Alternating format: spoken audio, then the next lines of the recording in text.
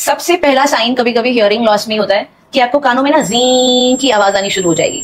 और अगर ये आवाज आ रही है, इसको टिनाइटिस बोलते हैं, अगर ये आवाज आनी शुरू हो रही है, दैट इज ऑल्सो एक इंडिकेशन कि आपको अपना हियरिंग चेक कराने की जरूरत है। तो हमारे यहाँ तो जैसे कभी बच्चे को थोड़ा सा भी कान में पेन हो जाता है, इवन जब पैदा होते हैं उसके कुछ दिनों बाद भी मदर्स जो सरसों का ऑयल होता है वो कानों में डाल देती है जिससे बच्चे को थोड़ा रिलीफ मिले। तो ये सही है? नहीं, ये सही नहीं है। तो जैसे कभी कभी लोग मुंह खोलकर सोते हैं, नाक से सांस नहीं लेते हैं, मुंह से सांस लेते हैं, तो ऐसा किस कारण से? ऐसा इस कारण से है कि अगर आपके नोज में कोई भी ब्लॉकेज हो जाएगी, सांस तो आप लेंगे, वो एक रिफ्लेक्स एक्शन है, तो अगर नाक में कहीं पर भी ब्लॉकेज है तो आप मुंह खोल के सांस लेंगे। हेडफोन्स लगा के सुनना जो नॉर्मल वॉइस पे है वो सही है? नहीं, हेडफोन्स एंड ईयरफोन्स के साथ जब इनका यूजेज बढ़ा है तो हुआ क्या है कि जो हियरिंग लॉस का ऑनसेट है वो बहुत जल्दी होने लग गया है। मैम जैसे जनरली गर्मियों में देखा जाता है कि कुछ लोग की नाक से ब्लड अपने आप आने लगता है, मेरे भी पैसे बचपन में आता था, तो ये क्यों होता है? नमस्कार, स्वागत है आपका जेएनजी विदा की एक और नए एपिसोड में। आज हमारे साथ दिल्ली की बेस्ट ईएनटी स्पेशलिस्ट डॉक्टर बसुमत्रा जी हैं। आज के इस एपिसोड में हम जानने का प्रयास करेंगे कि कैसे हम अपने ईयर, नोज, थ्रोट को हेल्दी रख सकते हैं। Hello ma'am. Hi, welcome to our podcast. Thank you so much for inviting me. तो मैम सबसे पहले स्टार्ट करना चाहेंगे आपकी जर्नी से। ओके, मैं दिल्ली में पैदा हुई, दिल्ली में ही मेरी पढ़ाई हुई। 2006 में मैं मेडिकल एजुकेशन में घुसी और एमबीबीएस स्टार्ट हुआ मेरा 2006 में लेडी हार्डिंग मेडिकल कॉलेज से, दैट इज़ इन दिल्ली। फिर एमबीबीएस ख़त्म किया, पोस्ट ग्रेजुएशन एंट्रेंस दिया। 2013 में आई एंटर्ड माय एमएस और ये भी मैंने दिल्ली से ही किया। मौलाना आज़ाद मेडिकल कॉलेज में मेरा एमएस हुआ, यानी कि पोस्ट ग्रेजुएशन हुआ in the speciality of ENT. उसके बाद फिर 3 साल और मैंने सीनियर रेजिडेंसी करी। उसके बाद फिर मैं प्राइवेट प्रैक्टिस में आ गई। जब प्राइवेट प्रैक्टिस में आई तो नोएडा में आ गई। उसके पहले सारा टाइम दिल्ली में थी। आज मैं अपनी प्राइवेट प्रैक्टिस नोएडा में कर रही हूँ। I have my own centre in Noida extension. So yes, this is my journey. तो ma'am why ENT? Why ENT? Okay, I never wanted to be an ENT specialist, ये मैं आज ही क्लियर करती हूँ पहले। प्लान ईएनटी का नहीं था, प्लान साइकाइट्री लेने का था। I always wanted to be a psychiatrist, ever, that was the plan for ever. But ये होता है ना कि डेस्टिनी आपके लिए कुछ और चुनती है, आप अपने लिए कुछ और चुनते हो। तो डेस्टिनी ने ये चुना। जब नीट पीजी की काउंसलिंग होती है, आपके पीजी एग्जाम्स जब आप क्लियर करते हो, एंट्रेंस देते हो, उसके बाद there is a counselling process जिसमें आपको कॉलेज, आपकी सीट, आपका सब्जेक्ट अलॉट किया जाता है। तो उस वक्त फिर सिचुएशन ऐसी बने कुछ दैट आई टुक ईएनटी। तो that is how I accidentally ended up with ENT. I was never a planned ENT surgeon, but आज मैं बहुत सेफली कह सकती हूँ कि डेस्टिनी ने जो चुना वो अच्छा था, वो बेटर था। सो आई एम वेरी हैप्पी कि मैं ईएनटी वाली फील्ड में आई। बट येस, ओरिजिनल प्लान ये नहीं था, ओरिजिनल प्लान कुछ और था। सो एक्सीडेंटल ईएनटी सर्जन। तो सबसे पहले हम ईयर की वर्किंग से स्टार्ट करते हैं कि ईयर हमारा कैसे काम करता है। यस, ईयर जो है एक बहुत ही कॉम्प्लिकेटेड, एक बहुत ही फैसिनेटिंग और एक बहुत ही ब्यूटिफुल ऑर्गन है। इसको ऐसे ही सम अप कर सकते हैं because so much of things are happening in your ear even at 1 second, you know, milliseconds, fractions of seconds में इतने सारे प्रोसेसेस हो रहे हैं कि it's even difficult to imagine. हमारे कान के 3 हिस्से हैं, एक एक्सटर्नल ईयर है, एक मिडिल ईयर है और एक इंटरनल ईयर है। सो 3 पार्ट्स हैं। जो आप बाहर से देखते हैं, यानी कि ये पार्ट जिसको पिन्ना बोलते हैं, और जो कैनाल आप देखते हैं, ये आपका एक्सटर्नल ईयर है। एक्सटर्नल ईयर और मिडिल ईयर के बीच में एक बैरियर है जिसको आप ईयर ड्रम बोलते हैं, यानी कि कान का पर्दा। और जो मिडिल ईयर है उसके अंदर 3 हड्डियां हैं बहुत छोटी छोटी, जिसको मेलियस, इंकस एंड स्टेपीज बोलते हैं। जो स्टेपीज है वो हमारे शरीर की सबसे छोटी हड्डी है। और उसके बाद इनर ईयर है जो कि बहुत ही कॉम्प्लेक्स एक स्ट्रक्चर है। वहाँ पे जो मेन हियरिंग यूनिट है उसको कॉक्लिया बोलते हैं। अब इसकी फंक्शनिंग को समझते हैं कि होता क्या है, इसका हर पार्ट का एक रोल है। तो वो क्या रोल है?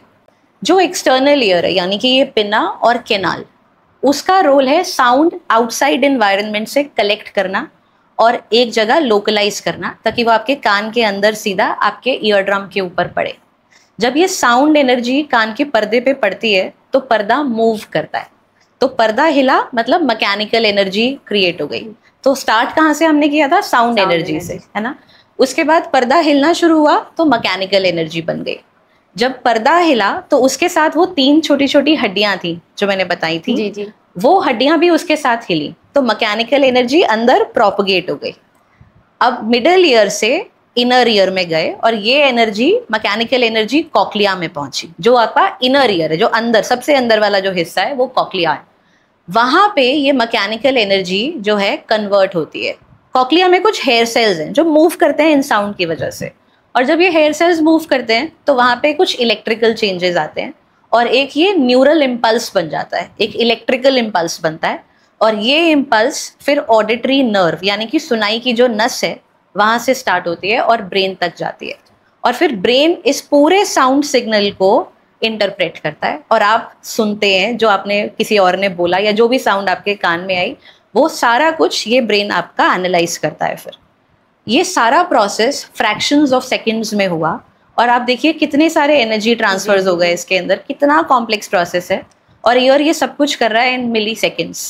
सो it's a beautiful organ and that is how we are all hearing thousands and lakhs of things at one time. कितनी सारी चीजें हम सुन रहे हैं और उसका यही प्रोसेस है। This is how the ear works, like sound energy converted to mechanical, mechanical energy converted to electrical energy. Yes, and then brain के पास वो सारा शक्ति है कि ब्रेन उस सारी चीजों को इंटरप्रेट करके समझ रहा है, और फिर आपको पता चल रहा है कि क्या बोला किसी इंसान ने। तो मैम जैसे जब बच्चे पैदा होते हैं तो हमारे यहाँ तो जैसे कभी बच्चे को थोड़ा सा भी कान में पेन हो जाता है, इवन जब पैदा होते हैं उसके कुछ दिनों बाद भी मदर्स जो सरसों का ऑयल होता है वो कानों में डाल देती है जिससे बच्चे को थोड़ा रिलीफ मिले, तो ये सही है? नहीं, ये सही नहीं है। ये एक अनपॉपुलर ओपिनियन है जो मैं देने वाली हूँ अभी, क्योंकि बहुत सारे लोग ये कर रहे हैं जी। लेकिन फैक्ट यही है कि जो कान है ना वो अपने आप में सफिशिएंट है। अनलेस एंड अनटिल कुछ ग्रॉसली गड़बड़ हो जाए, आपको अपने कानों में यूजुअली कुछ डालने की ज़रूरत नहीं पड़ती। कान खुद सक्षम है, बनाए, नेचर ने बनाए ही ऐसे हैं कि वो अपनी क्लीनिंग खुद करते हैं। Ears are self cleaning organs.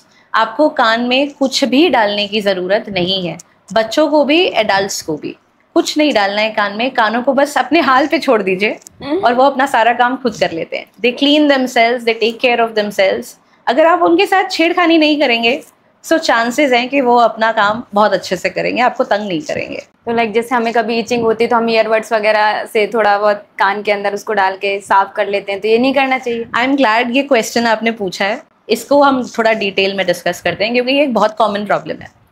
Earbuds बहुत कॉमनली यूज होते हैं, शायद ही कोई घर हो जिसमें ईयरबड्स ना हो। इस वक्त जो भी लोग देख रहे होंगे हमें, उन सबके घरों में ईयरबड्स जरूर होंगे। 90% लोग ईयरबड्स यूज करते हैं, और फैक्ट ये है कि उससे ज़्यादा नुकसानदायी चीज़ ही नहीं है कोई कान के लिए। ईयरबड्स बिल्कुल भी ना यूज़ करें, करने ही नहीं है यूज़। ईयरबड्स के बहुत सारे डिसएडवांटेजेस हैं। अगर आप वैक्स क्लीनिंग के लिए ईयरबड्स यूज़ कर रहे हो तो हियर्स द न्यूज़, ईयरबड से वैक्स क्लीन नहीं होती है, होती ही नहीं है। आप वैक्स रिमूव कर ही नहीं सकते, वो बने ही नहीं है उस तरह से। आप जब भी ईयरबड कान के अंदर डालोगे वो वैक्स और अंदर पुश होता जाएगा, तो वो उल्टा और जमेगा। जो बाहर आने वाला था खुद वो भी नहीं आएगा, वो अंदर और जाके जम जाएगा। दूसरी चीज़ ये, earbuds can act as a source of infection. Earbud आप डालेंगे और कान में इन्फेक्शन होने के चांसेस बढ़ जाएंगे, क्योंकि अल्टीमेटली क्या है, ये एक फॉरेन ऑब्जेक्ट है, फॉरेन बॉडी है जो आप अपने कान के अंदर घुसा रहे हैं, तो चांसेस ऑफ इन्फेक्शन भी बढ़ जाते हैं इसके साथ। और तीसरी चीज़ ये, चोट लगने का रिस्क बहुत बढ़ जाता है। कितने पेशेंट्स मैं रोज़ देखती हूँ जो ईयरबड्स की वजह से चोट लगा के आते हैं। यहाँ तक कि कुछ पेशेंट्स के ईयर ड्रम्स के ऊपर, कान के पर्दों पे भी चोटें लगी हैं, छेद भी हुए हैं पर्दों में, सिर्फ ईयरबड्स की वजह से। सो नहीं यूज़ करने चाहिए earbuds, and this is for everyone, कोई एक्सेप्शन नहीं है इस रूल के लिए। किसी को भी यूज़ नहीं करने चाहिए, बहुत प्रॉब्लमैटिक चीज़ है।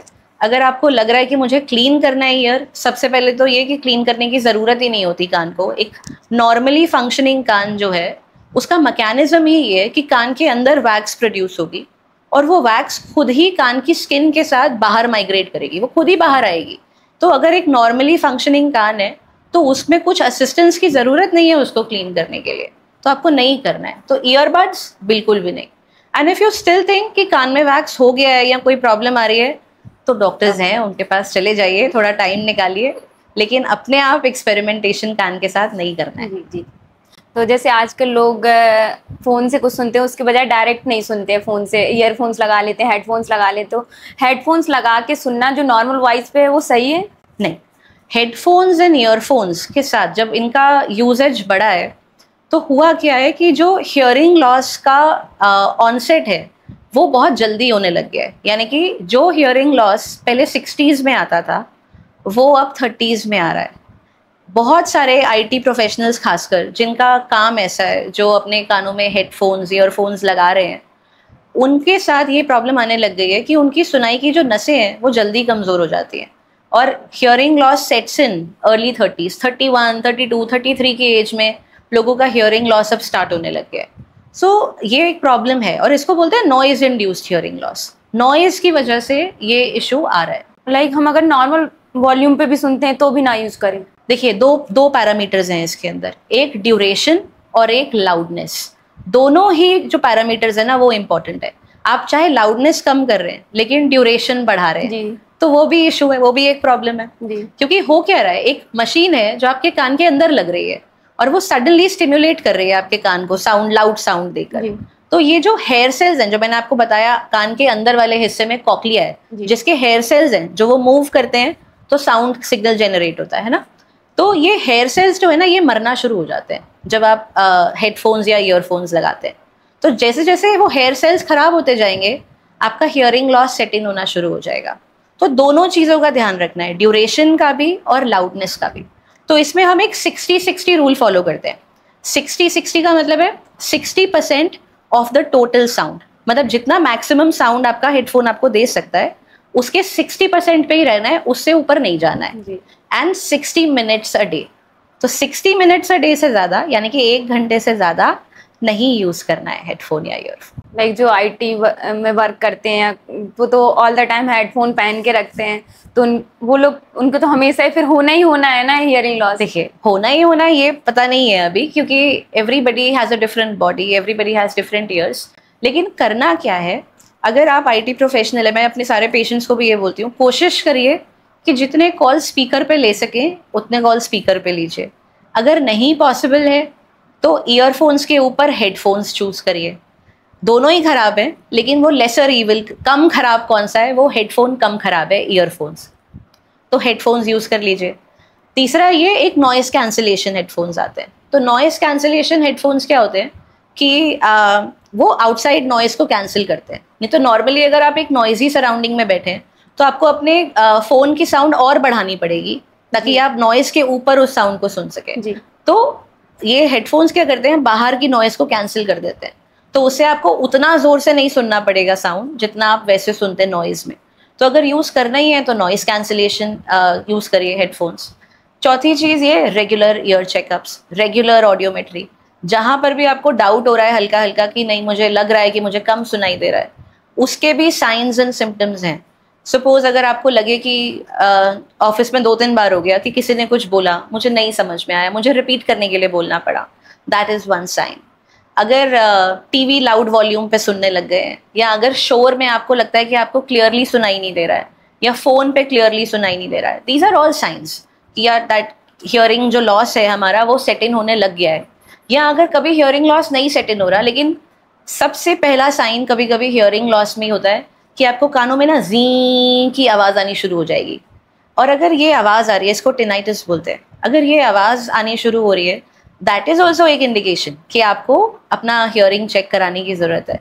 तो कुछ प्रिकॉशंस एंड रेगुलर चेकअप्स ये इम्पॉर्टेंट है फॉर आईटी प्रोफेशनल्स। तो एवरी 6 months और एवरी ईयर आपको अपना हियरिंग चेक ज़रूर कराना है। तो लाइक जैसे आपने बताया जो कॉक्लिया में हेयर सेल्स होते हैं, लाइक वो थोड़ा सा भी डैमेज हो गए तो उनको रिपेयर किया जा सकता है? अनफॉर्चुनेटली इन मोस्ट केसेस वो डैमेज जो है वो रिवर्सिबल नहीं है। ठीक है, जो अगर नस हमारी डैमेज हो रही है या हमारे हेयर सेल्स जो हैं वो डैमेज हो रहे हैं, उनको रिवर्स करना इज़ नियर इम्पॉसिबल, तो वो आप नहीं कर सकते। इसीलिए हम इतना ज़्यादा एम्फेसाइज करते हैं कि अगर नॉइज़ इंड्यूस्ड हियरिंग लॉस हो रहा है तो आप उसको बचा ही सकते हो, आप उसको क्योर नहीं कर पाओगे इन मोस्ट केसेस। तो बेटर यही है कि बचाव कर लीजिए, वो ज़्यादा आसान है जी। इलाज करना उसका ऑलमोस्ट ना के बराबर है। तो जैसे मैम अभी आपने बताया कि लोग 6 month या 1 year में हमें क्लिनिक पे जाके चेकअप कराना चाहिए, तो तो हम घर पे भी कुछ चेक कर सकते हैं, ऐसा कुछ सेटअप कर सकते हैं जिससे हमें पता चल सके कि हमारे हियरिंग लॉस हो रहा है या नहीं? देखिए, घर पे आप साइंस एंड सिम्टम्स नोट कर सकते हैं कि ये सिम्टम्स मुझे आ रहे हैं, तो शायद कुछ गड़बड़ हो रही है मेरे कान में। लेकिन घर पे ऐसा कोई अनफॉर्चुनेटली हमारे पास सिस्टम नहीं है जहाँ पे आप घर पे चेक कर सके अपनी हियरिंग। ये जो हियरिंग चेकअप्स है ये एक ऑडियोलॉजी लैब में होते हैं, साउंड प्रूफ रूम होता है where your hearing is checked. वहाँ पे अलग अलग फ्रीक्वेंसी की साउंड्स आपके कानों में दी जाती हैं, अलग अलग लाउडनेस लेवल्स पे, और फिर आपकी हियरिंग चेक की जाती है। तो घर पे करना थोड़ा मुश्किल है इसको, ये एक प्रोफेशनली कर सकता है, तो उसके लिए एक प्रोफेशनल सेटअप चाहिए। तो मैम जो अभी आपने चेकअप बताया ऐसे होता है, जिसकी जनरली क्या कॉस्टिंग आती है? Somewhere around 700 to 1000 rupees, Delhi NCR की मैं बात कर रही हूँ, उसमें ये टेस्ट हो जाता है। तो ठीक है, अगर एक प्रिवेंटिव हेल्थ चेकअप है उसके लिए अमाउंट हम निकाल के अगर करा लें साल में एक बार, तो इतना एक्सपेंसिव नहीं है। आई थिंक हम कर सकते हैं इतना। तो जैसे अभी आपने बताया जो हेडफोन होते हैं, ओवर द हेडफोन, वो मच बेटर है इन द ईयरफोन से। देखिए, मैंने बताया कि खराब दोनों है, हाँ, मच बेटर। हाँ, लेकिन दोनों में से अगर कंपैरिजन करना पड़े तो यस, हेडफोन जो है वो ईयरफोन से बेटर है। आप यूज करते हैं हेडफोन्स? मैंने लास्ट यूज किए थे 2012 में। 2013 में मैं अपनी ईएनटी स्पेशलाइजेशन मैंने स्टार्ट करी, उस दिन से बंद हो गए। तो 2012 के बाद आज 2025 है, उसके बाद से नहीं यूज़ किए। तो मैम जैसे आजकल की जो जनरेशन है, यूथ जनरेशन जनरली, वो पार्टीज़ में जाना पसंद होता है उनको, स्पोर्ट्स इवेंट और ऐसी जगह जहाँ पर जो साउंड की फ्रिक्वेंसी होती है वो बहुत ज़्यादा हाई होती है, लेकिन बट वो जाते कभी कभी है, लेकिन ये नुकसान तो करता ही होगा ना। तो वो अपने लिए कैसे प्रिकॉशन लिया, क्या क्योर करें अपने हियरिंग लॉस के लिए? देखिए, कभी कभी ऐसा होता है कि प्रिवेंशन जो है ना वही एक इलाज है हमारे पास। अगर आप रोज़ रोज़ नॉइज़ में बैठेंगे तो डैमेज तो होगा, और फिर अगर कहें कि कोई दवाई हो इसके लिए, वो नहीं है। मेनली बिहेवियर करेक्शन जो है वो बेस्ट सोल्यूशन है, कि आप शोर को जितना अवॉइड कर सकते हैं उतना अवॉइड करिए। और ये प्रॉब्लम है, आप बहुत सही क्वेश्चन पूछ रहे हैं, बिल्कुल ठीक बात कर रहे हैं कि बहुत सारे लोग हैं जो बहुत लाउड साउंड का एक्सपोजर उनका ऑलमोस्ट डेली बेसिस पे हो रहा है, और वही पेशेंट्स हैं जो 30s में अपनी हियरिंग जो है वो हियरिंग लॉस उनको हो रहा है। तो this has to be stop. मतलब ये आपको अवेयरनेस जो है ये पहुंचानी है लोगों तक कि ये एक्चुअली हार्मफुल है, इससे लोगों को मतलब हियरिंग लॉस हो रहा है। ये कोई इमेजिनरी चीज़ नहीं है कि हो जाएगा। वो कहते हैं अच्छा जी बुढ़ापे में हो जाएगा तो कोई बात नहीं, लेकिन बुढ़ापे तक नहीं चल रहा है, ये 30s में आ रहा है। I will tell you something. एक पेशेंट थे मेरे पास, थोड़ी पुरानी बात है, एक 22 साल का लड़का आया था मेरे पास ओपीडी में, एंड उसने मुझे बोला कि मुझे ना कम सुनाई देने लग गया है कुछ टाइम से, और उसका मैंने हियरिंग टेस्ट कराया, और जब मैंने वो रिपोर्ट देखी तो मैं शॉक्ड थी। 22 साल का लड़का था वो, और 50 to 60% हियरिंग लॉस था उसको एट द एज ऑफ 22। और उसके बाद मैंने उससे पूछा कि आप क्या काम करते हो, आप क्या करते हो रोज़, और उसने मुझे बताया कि मैं एक डीजे हूँ और मैं 12 घंटे डिस्को में रहता हूँ और अपने हेडफोन्स लगा के ऑब्वियसली लाउड म्यूजिक प्ले करता हूँ। तो वो 12 घंटे का एक्सपोजर मेरा रोज़ का है, और बहुत लाउड साउंड्स होती हैं जो मेरे कानों में, ऑब्वियसली मैं हेडफोन लगा के सुनता हूँ। एंड इमेजिन कि 22 साल की उम्र में उसका 50 to 60% हियरिंग लॉस है, जो कि इरिवर्सिबल है, उसको मैं अब रिवर्स भी नहीं कर सकती हूँ। तो ये कॉन्सिक्वेंसेस हैं इस लाउड साउंड एक्सपोजर के, जो कि बहुत सारे लोग नहीं जानते। तो उनको ये पता ही नहीं है कि वो मतलब किस आग से खेल रहे हैं। So this needs to stop. और एक चीज़ और I would like to highlight, आजकल एक ट्रेंड और है जो थोड़ा हार्मफुल है। हम जिम जाते हैं, बहुत सारे लोग जिम जाते हैं और जिम में हेडफोन्स लगा के अपना एक्सरसाइज करते हैं, है ना। ये ऑलमोस्ट हर कोई करता है कि जिम जाना है तो हेडफोन्स लगाएंगे या ईयरफोन्स लगाएंगे, गाने सुनेंगे और साथ साथ एक्सरसाइज करेंगे, थोड़ा कूल भी लगता है ना। ये बहुत कॉमन है। बट एक चीज़ इसके अंदर पता है क्या है, जब आप एक्सरसाइज करते हैं ना तो आपका जो सारा ब्लड सप्लाई है बॉडी का, वो आपकी एक्सरसाइजिंग मसल्स में चला जाता है। तो अगर आप लेग एक्सरसाइजेस कर रहे हैं, हैंड एक्सरसाइज कर रहे हैं, कार्डियो कर रहे हैं, कुछ भी कर रहे हैं, तो वो सारा ब्लड सप्लाई जो बॉडी का है वो उधर डिविएटेड है। तो कानों की जो ब्लड सप्लाई उस वक्त है ना थोड़ी कम है। तो जब आप हियरिंग कर रहे हैं, म्यूजिक सुन रहे हैं, तो कुछ मेटाबोलाइट्स इकट्ठे होते हैं, वेस्ट प्रोडक्ट्स यानी कि कान में इकट्ठे होते हैं सुनाई की वजह से। They can not be washed away, वो ब्लड उनको वॉश अवे करता है, लेकिन ब्लड तो सारा एक्सरसाइजिंग मसल्स में डाइवर्टेड है। तो उस वक्त भी हियरिंग लॉस होने के चांसेस ज़्यादा होते हैं। तो जो लोग जिम में जाके हेडफोन्स लगा रहे हैं, ईयरफोन्स लगा रहे हैं, उनके लिए स्पेशली ये मैसेज है कि ये नहीं करना है। अब सुन लो, बाहर से सुन लो, मतलब स्पीकर्स पे सुन लो, वो फिर भी बेटर है, but don't put these headphones and earphones. ये जेन्युइनली बहुत लोगों को नुकसान कर रहे हैं। ये प्रॉब्लम जितनी लगती है उससे एक्चुअली कई ज़्यादा बड़ी है। तो जिम में ये बहुत बड़ा प्रॉब्लम है, डिस्कोज में ये प्रॉब्लम है। तो ये जो यूथ हमारा है ना, ये हमारी हियरिंग एक्चुअली बहुत कम होने वाली है कुछ दिनों में अगर हम इसको करेक्ट नहीं करेंगे। तो ये मैसेज उनके लिए, स्टूडेंट्स के साथ भी ये प्रॉब्लम है। आजकल मुझे बहुत सारे स्टूडेंट्स ओपीडी में आके बोलते हैं कि मैम हमारी तो पढ़ाई हेडफोन ईयरफोन पे होती है, हम लैपटॉप पे पढ़ते हैं तो हेडफोन ईयरफोन पे पढ़ते हैं। तो हेडफोन ईयरफोन के बिना भी पढ़ सकते हैं। अगर लैपटॉप पे आप पढ़ रहे हो तो बिना हेडफोन के पढ़ सकते हैं, स्पीकर्स पे पढ़ सकते हैं without headphones. That is much better, much safer. क्योंकि अल्टीमेटली पढ़ोगे तो आप रोज़, एक्सपोजर आपका रोज़ का जब होना शुरू हो जाएगा, कुछ सालों के बाद आपको रियलाइज़ होगा कि आपकी हियरिंग वैसी नहीं रही जैसी थी। तो ये सब टारगेट पॉपुलेशन है, स्टूडेंट्स, यूथ, जिम जाने वाले लोग, इन सब लोगों को ध्यान रखना है कि अपना हेडफोन ईयरफोन्स कम यूजेज करें। प्लस आईटी प्रोफेशनल्स तो वो प्रोफेशनली यूज़ कर रहे हैं, तो उनके लिए भी ये मैसेज है कि वो अपना जो ईयरली चेकअप्स हैं उसको बहुत सीरियसली लें। तो वो अपना हियरिंग चेकअप कराते रहे हर साल। और ये कि अगर करने ही है यूज़ तो नॉइस कैंसिलेशन वाले हेडफोन्स यूज़ करें, दूसरे ना करें। तो लाइक जैसे अगर किसी का हियरिंग लॉस होता है तो उसको बाद में सर्जरी के थ्रू जाना ही पड़ेगा? अगर नहीं, बहुत सारे हियरिंग लॉसेस ऐसे हैं जो सर्जिकली करेक्ट हो सकते हैं, लेकिन ये जो नॉइज इंड्यूस्ड हियरिंग लॉस है जिसकी हम बात कर रहे हैं अभी, दिस इज नॉट सर्जिकली करेक्टेबल। आप सर्जरी करा के भी इसको नहीं कर सकते, ठीक, क्योंकि ये नस की कमजोरी है और नस की कोई सर्जरी हम कर नहीं सकते। तो ये जो हियरिंग लॉस नॉइज इंड्यूस्ड है, नॉइज की वजह से जो सुनाई में कमी आ रही है, ये सर्जरी से करेक्ट नहीं हो सकता है। तो इसीलिए मैं बार बार कह रही हूँ कि ये करेक्टेबल है ही नहीं। अगर ये हो गया तो अल्टीमेटली आपको हियरिंग एड्स लगाने पड़ेंगे। तो इसीलिए बचना बेटर है, क्योंकि ट्रीटमेंट बहुत ज़्यादा है नहीं नॉइज इंड्यूस्ड हियरिंग लॉस का। अगर नॉइज की वजह से हियरिंग लॉस है यानी कि नस कमज़ोर हो रही है, और अगर नस कमज़ोर हो रही है तो उसका जो प्राइमरी सोल्यूशन है वो सुनाई की मशीन है लगाना। तो ऑपरेशन से भी ये आप करेक्ट नहीं कर सकते।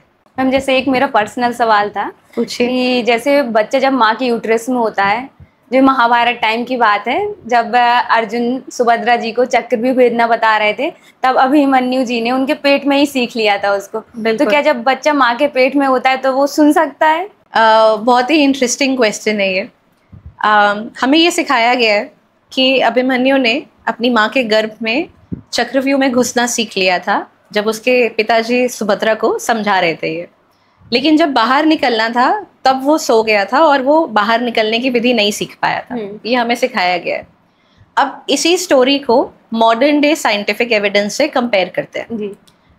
हमारे पास आज की डेट में साइंटिफिक एविडेंस है, ये बात प्रूवन है कि जो कॉक्लिया, जिसकी बात मैं बार बार कर रही हूँ, जो हमारे सुनाई की सबसे इम्पोर्टेंट मशीन है, कान के अंदर ऑर्गन है, ये 15 हफ्तों पर स्ट्रक्चरली डेवलप हो जाती है। मतलब इसका जो स्ट्रक्चर है 15 वीक्स ऑफ जेस्टेशन, मतलब प्रेगनेंसी के 15 हफ्ते पर ये कॉक्लिया बच्चे का डेवलप हो जाता है स्ट्रक्चरली। और 20 हफ्ते पर यानी कि 5 मंथ्स, 5 महीने की प्रेगनेंसी पे ये फंक्शनली भी डेवलप हो जाता है। यानी कि एक बच्चा 5 महीने की प्रेगनेंसी पर साउंड सुन सकता है, और 6 से 6.5 महीने की एज पर, यानी कि प्रेगनेंसी की एज पर 6-6.5 महीने पर ये जो पेट में बच्चा है ये साउंड को रिएक्ट भी कर सकता है, उसके रिएक्शन भी साउंड को आता है। और हमारे पास तीसरा साइंटिफिक एविडेंस ये है कि मदर की स्लीप साइकिल बच्चे की स्लीप साइकिल को अफेक्ट करती है। तो बच्चा भी सो सकता है अगर मदर सो रही है, ये भी एविडेंस है। तो अब अगर ये तीनों एविडेंस इस स्टोरी पे लगाए जाएं तो 5 महीने का बच्चा सुन सकता है, जो बाहर हो रहा है, जो भी बातें की जा रही हैं बच्चा अंदर सुन सकता है। 6.5 महीने का बच्चा वो साउंड एनालाइज कर सकता है, उसको रिएक्ट भी कर सकता है, ठीक है। और अगर मदर सो रही है तो बच्चे की स्लीप साइकिल भी उससे अफेक्ट हो रही है, तो बच्चा भी सो सकता है। तो कितनी एक्यूरेट है ये स्टोरी, और कितना साइंटिफिकली हम इसको आज की डेट में प्रूव कर सकते हैं। क्यों नहीं हो सकता है, ये डेफिनेटली हो सकता है। और हमारे पास इसका एविडेंस है, आज साइंटिफिकली वी नो कि बच्चे की जो हियरिंग है वो गर्भ में ही डेवलप हो जाती है, और बच्चा ना ही सिर्फ सुन सकता है, उसको रिएक्ट भी कर सकता है उस साउंड को। तो यस, मुझे तो लगता है कि ये स्टोरी बहुत सही है और बिल्कुल करेक्ट है। जी जी। तो लाइक जैसे मदर सोती है तो बच्चा भी सो जाता है उस टाइम पे? जरूरी नहीं कि हर वक्त, लेकिन मदर अगर सोए तो देर आर मोर चांसेस कि बच्चा भी सो जाएगा। जी। तो हम जैसे हमारी बॉडी में कोई अदर डिसीज है लाइक हाइपरटेंशन और कुछ, जैसे किसी को साइनस भी है, तो क्या ये हमारी हियरिंग लॉस को अफेक्ट करता है? यस, बहुत सारी डिजीजेस बॉडी में ऐसी हैं जो हियरिंग लॉस को अफेक्ट कर सकती हैं। अगर एक का नाम बताऊं तो डायबिटीज़ अगर अनकंट्रोल्ड हो या बहुत लंबे टाइम तक हो और शुगर्स क्रॉनिकली हाई रहे पेशेंट के, तो एक प्रॉब्लम होती है जिसको न्यूरोपैथी बोलते हैं। न्यूरोपैथी मतलब जो शरीर की नसें हैं वो कमज़ोर होने लग जाती है। तो सुनाई की भी एक नस है जो कि कमज़ोर हो सकती है। तो जो एज रिलेटेड हियरिंग लॉस है, वो एज रिलेटेड हियरिंग लॉस अगर एक नॉर्मल नॉन डायबिटिक इंसान में 60 ईयर्स पे आ रहा है, 60 साल पे आ रहा है, तो डायबिटिक्स में चांसेस हैं कि वो और जल्दी आ जाए। तो ये प्रोसेस जो है ये एक्सेलरेट हो जाता है, जो एजिंग का प्रोसेस है वो डायबिटिक पेशेंट्स में जल्दी आना शुरू हो जाता है। तो अगर लॉस होना है, हियरिंग लॉस एज के साथ साथ आना है, तो चांसेस है कि डायबिटिक्स में जल्दी आ जाएगा। स्पेशली अगर डायबिटीज़ जो है अनकंट्रोल्ड है या बहुत टाइम से है, तो ये हो सकता है डेफिनेटली। और लाइक जैसे मैम जब प्लेन होता है, टेक ऑफ करता है और लैंडिंग करता है, जो हमारे कभी कभी कान में हल्का सा पेन होता है, बहुत अजीब सा, कभी कभी ये पेन बहुत ज्यादा बढ़ भी जाता है। तो ये किस कारण से? ओके, अब इसको समझाने के लिए थोड़ा सा नोज और ईयर का कनेक्शन समझना जरूरी है। अब जो हमारे नाक है और हमारे कान है, ये एक यूनिट की तरह काम करते हैं। बाहर से लगता है कि दो अलग अलग ऑर्गन्स हैं, बट अंदर से दे आर कंप्लीटली जॉइंट। आप ऐसे समझो कि ये एक यूनिट है। नाक और कान के बीच में एक ट्यूब है जो चल रही है दोनों तरफ, इसको बोलते हैं यूस्टेशियन ट्यूब। अब इस यूस्टेशियन ट्यूब का क्या काम है? प्रेशर, एयर प्रेशर को इक्वलाइज करना नाक और कान के बीच में। जो भी मैं सांस ले रही हूँ अभी अपनी नाक से, ये इस ट्यूब से वो हवा कान में भी जा रही है, तो कान में भी वही हवा पहुँच रही है जो मैं नाक से सांस ले रही हूँ।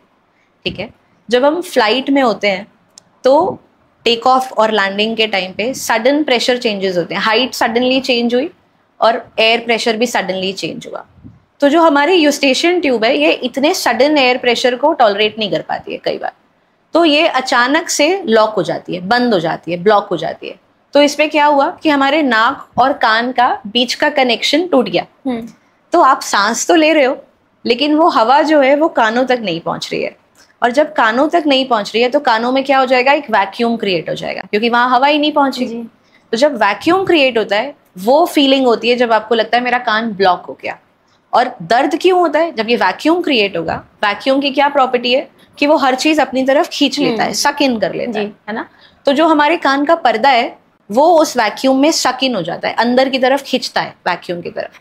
तो जब वो पर्दा खींचता है तब वो दर्द होता है। तो कभी कभी ये पेन बहुत ज्यादा बढ़ जाता है, तो ऐसे केसेस में लाइक वो इंसान क्या कर सकता है? सबसे पहले प्रिवेंशन की बात करते हैं कि बचाने के लिए क्या करें। बचाने के लिए ये करना है कि जब आप फ्लाइट में जा रहे हैं ना, टेक ऑफ और लैंडिंग के टाइम पे स्पेशली, तो एक काम ये करिए कि सोइए मत टेक ऑफ और लैंडिंग के टाइम पे। अगर आप सो जाएंगे तो चांसेस हैं कि ये प्रॉब्लम आपको ज़्यादा आएगी। ठीक है, क्योंकि आपकी यूस्टेशियन ट्यूब बंद हो जाएगी। तो टेक ऑफ और लैंडिंग के टाइम पे आपको स्पेशली एक कॉन्शियस एफर्ट करना है कि आपकी ये ट्यूब खुली रहे। अब ये ट्यूब खुलती कैसे? स्वॉलोइंग मूवमेंट से खुलती है। ठीक है, च्यूइंग मूवमेंट से खुलती है। तो या तो च्युइंगम्स अपने पास रखिए और टेक ऑफ और लैंडिंग के टाइम पे च्युइंगम्स चबाते रहिए। अब बहुत सारे लोग ऐसे हैं जो कहेंगे मैं च्युइंगम नहीं चबा सकता, मैं डायबिटिक हूँ, या मुझे कुछ भी और है, मुझे च्युइंगम अच्छी नहीं लगती। तो क्या करें? कुछ मत करिए, एक पानी का ग्लास रखिए अपने पास, वो पानी के सिप्स पीते रहिए। जब आप स्वॉलो करेंगे तो ये यूस्टेशियन ट्यूब खुल जाएगी आपकी। तो कुछ नहीं करना है, एक पानी का ग्लास अपने पास रखिए, टेक ऑफ और लैंडिंग के टाइम पे सिप सिप सिप करके पीते रहिए। जैसे आपने बताया अभी कि लाइक सो जाने पर तो आप कुछ करेंगे ही नहीं, ना आप स्वॉलोइंग करेंगे ना आप च्यूइंग करेंगे, तो क्या होगा? ये ट्यूब ब्लॉक रह जाएगी, तो आपको ये प्रॉब्लम आएगी। अब छोटे बच्चे हैं, बहुत छोटे छोटे बच्चे भी फ्लाइट्स में जा रहे हैं, अब उनका क्या करें? उनको पानी पिलाने के लिए नहीं बोल सकते, उनको च्युइंगम चबाने के लिए भी नहीं बोल सकते। उनको कैंडीज दे दीजिए, लॉलीपॉप दे दीजिए, वो भी खुश हो जाएंगे, लेकिन आपका काम जो है वो निकल जाएगा। व्हेन दे सक, आप जब वो लॉलीपॉप को सक करेंगे तो उसका जूस वो स्वॉलो करेंगे, जब स्वॉलो करेंगे तो उनकी भी यूस्टेशियन ट्यूब्स खुल जाएंगी। तो बेसिकली टेक ऑफ और लैंडिंग के टाइम पे एक ही काम हमें करना है कि हमें कुछ ना कुछ या तो च्यू करते रहना है या कुछ कुछ स्वॉलो करते रहना है, जिससे कि ये यूस्टेशियन ट्यूब खुली रहे। और जैसे अभी ये तो नॉर्मल केस हो गया, लाइक किसी को अगर पहले से ईयर इन्फेक्शन है, कुछ है, तो उसको एयर ट्रैवलिंग करनी चाहिए या नहीं? यस, अगर ईयर इन्फेक्शन तो क्या, नाक की भी अगर इन्फेक्शन है, सपोज जुकाम है मुझे और मुझे फ्लाइट पकड़नी है, अगर तो मैं ये ट्रैवल अवॉइड कर सकती हूँ, अगर मेरे लिए पॉसिबल है कि मैं एयर ट्रैवल अवॉइड कर लूँ जुकाम के टाइम पे, तो मुझे कर देना चाहिए डेफिनेटली। क्योंकि नाक अगर मेरी प्रॉब्लमेटिक है इस वक्त, तो बहुत चांसेस हैं कि मुझे फ्लाइट में कान में भी दिक्कत आएगी। और अगर मैं नहीं कर सकती या मेरी टिकट्स बुकड है, मुझे पहुंचना है, पॉसिबल नहीं है अवॉइड करना, तो फिर ज़रूर एक काम करिए कि अपने ENT डॉक्टर से मिल लीजिए फ्लाइट में जाने से पहले, ताकि कुछ मेडिकेशंस आपको हम प्रिस्क्राइब कर सकते हैं जिससे कि ये प्रॉब्लम मिनिमाइज हो सके, कम से कम आए। तो ये हम कर सकते हैं कि अगर प्रॉब्लम पहले से ही है और आपको पता है कि मुझे ये प्रॉब्लम है, तो फ्लाइट ट्रैवल से पहले अपने डॉक्टर से ज़रूर मिलिए। तो लाइक जैसे, और जो लोग स्विमिंग करते हैं, तो स्विमिंग के टाइम पे कानों में भी पानी जाता है, और जिनको ईयर इन्फेक्शन है, तो उनके लिए क्या सजेशन? सबसे पहला सजेशन ये है कि अपने कानों को कवर्ड रखें, ईयर प्लग्स लगाएं। बहुत सारे तरह के ईयर प्लग्स अब आते हैं, बहुत अच्छी स्पोर्ट्स इक्विपमेंट आती है। देयर आर वेज जिसमें आप अपने कान कवर कर सकते हैं, तो कान कवर्ड रखिए। जितना अभी जैसे गर्मी आनी शुरू हो गई है, स्विमिंग पूल्स अब स्टार्ट हो जाएंगे, और इस टाइम पे मैक्सिमम बच्चे ईयर इन्फेक्शंस लेके आते हैं मेरे पास, और उनमें सबसे कॉमन फैक्टर यही होता है कि all of them are swimming. शाम को स्विमिंग जाते हैं, स्विमिंग पूल पर जाते हैं, और वो स्विमिंग पूल का जो पानी है ना, वहाँ से हो जाती है इन्फेक्शंस बच्चों के कान में।